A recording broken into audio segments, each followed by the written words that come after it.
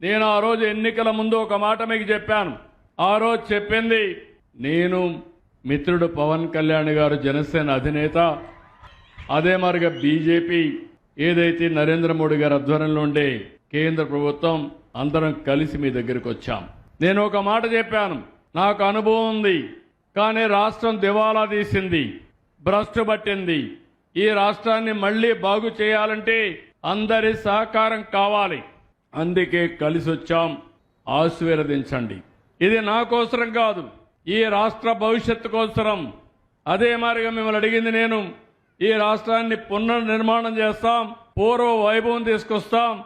ఒక పక్కన సంక్షేమ కార్యక్రమాలు ఎప్పుడూ ఇవ్వని విధంగా సూపర్ 6 గాని మిగిలినటన్నీ ఇస్తారని చెప్పాను. ఇబ్బందులున్నాయి, సమస్యలున్నాయి.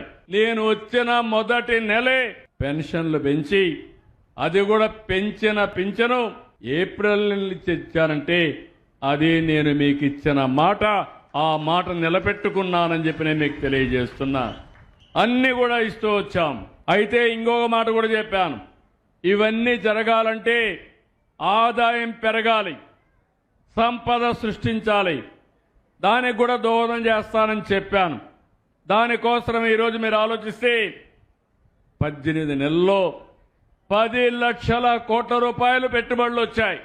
ఒకప్పుడు పెట్టుబడి పెట్టాలంటే పారిపోయారు, వాళ్ళందరినీ కూడా వెంటాడి వేధించి పారిపోయేట్టుగా చేశారు, భయపెట్టేశారు. ఈరోజు మళ్ళీ నేను వచ్చిన తర్వాత ఒక నమ్మకం కలిగించాం, ఒక భరోసా ఇచ్చాం. ఈ ప్రభుత్వం మీకు అండగా ఉంటుందన్నాం. దేనికోసం అంటే నా కోసరం కాదు, నా బిడ్డల కోసం, ఈ రాష్ట్రంలో ఉండే ప్రజలకు ఉద్యోగాలు రావాలి, పిల్లలకు ఉద్యోగాలు రావాలి.